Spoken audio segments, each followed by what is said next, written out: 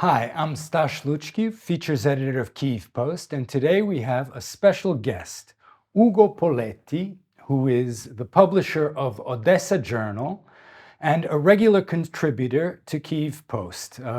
Ugo is going to talk to us a little bit about Odessa, the Italian connection, and anything else you'd like to talk about. So, Ugo, first of all, you're from Italy and you live in Odessa. Tell us a little bit about the connection between Odessa and Italy.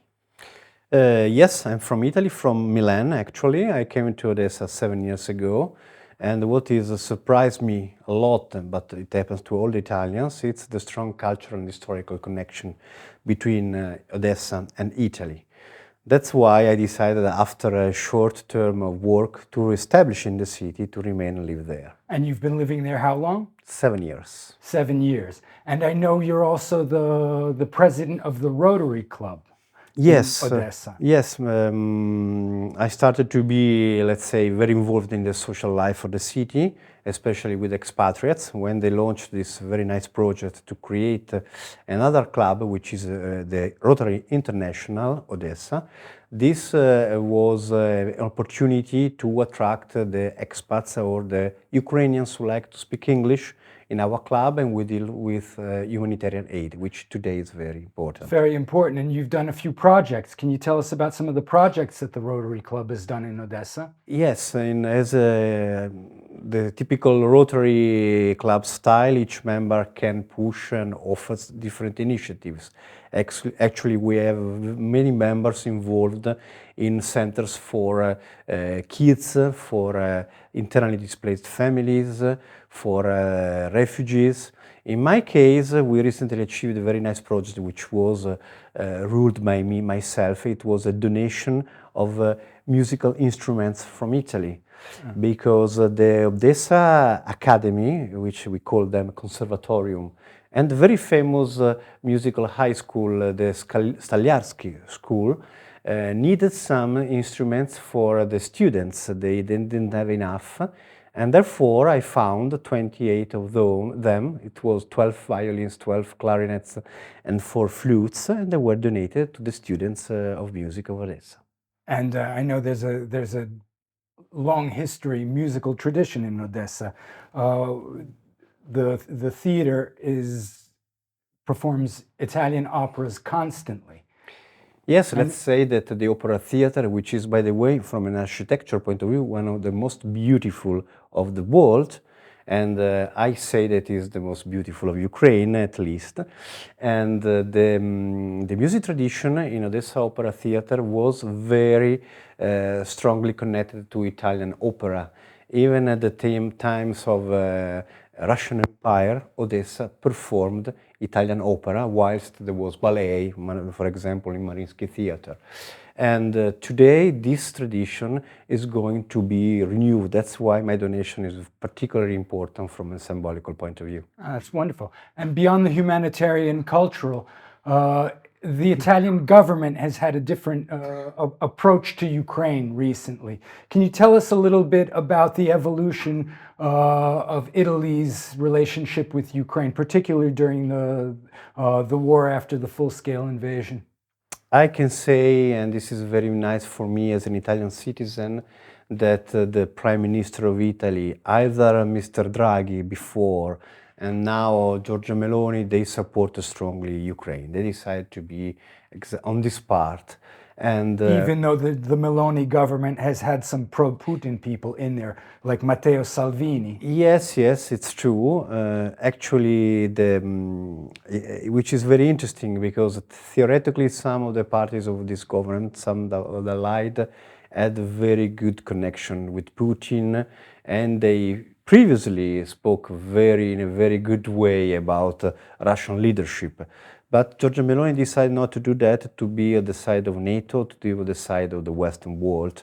And her action was helped by a very good Italian ambassador, who was very familiar with Ukraine, because this was his second mandate, and he also has a Ukrainian wife, which helps a lot. What was his name? What's his name? It's Pier Francesco Zazzo, who really put his heart on his job in Ukraine, and it was, I have to say, the last European ambassador to leave Kiev in the worst moment of the beginning of the invasion. I see. And now the G7 meeting is coming up in Italy, and Prime Minister Meloni will preside over it. There's a bit of a discord within the government in that the foreign minister and Matteo Salvini, who's also, I think, a deputy minister, if I'm not mistaken. Yes, he is. They were against the idea of using NATO-supplied weapons to shoot within Russian territory. And this is coming from a government that's generally supported Ukraine. How is the debate within Italy, particularly in the run-up to the G7? Look, it's very, let's say, delicate topic. I have to say that nobody in Italy claims to be pro-Putin, and very few say be pro-Russian, but they try to use the excuse of the peace, like we like peace, we don't like war, we don't like to send weapons, and this is what it is very important topic, because of course Russia is very happy if a Western country doesn't support Ukraine also in military terms. So these parties, they try to get more voters from that side. And decades of pacifism and anti-NATO also tendencies help these parties. That's why they say like that. But at the end, in the government, is the prime minister who decides. They decide. And how do you foresee the G7? Do you see any breakthrough coming from Italy? Will Meloni try to push NATO in any particular direction, or will she just try to more be a figurehead? Look, I believe that Giorgia Meloni will not have problems from this point of view, because this party using their political marketing this issue of weapons, peace, but at the end they adapt to the decision of the Prime Minister, because at the end Italy needs to be on the side of NATO alliance, on the side of European Union, and America is a very important partner, and nobody dares any political leaders to be against this. And Italy has a history of governments falling one after the other. How secure do you see this government in Italy for the moment? Look, it's a very strange moment for Italian politics, because Italy is ruled first by a woman, which never happened in the past. Secondly, by the party which was built a few years ago, so doesn't belong to the traditional party. So this government is under test, but that's why Giorgia Meloni, who is a very ambitious woman, doesn't want to make mistakes. And so any action she wants to take care that she will not be criticized by the Western partners. I see. And just to shift topic a little bit, you live in Odessa. What's the situation like, Odessa? I know you've come very close to being bombed recently. What is life in Odessa like now for average citizens? I live in the city center, so in a bombing in the city, I feel them very, very, very clearly. It's scaring. I know people died among my acquaintances, but I can say that what it is most surprising about the city, that after each alarm, people go in the streets, go to the restaurants. Opera Theater gives concerts each evening, and the theater is full of people. So the city adapted to the tragedy and decided to live and to push forward social life, economic life, cultural life. Okay, well, that's good to hear.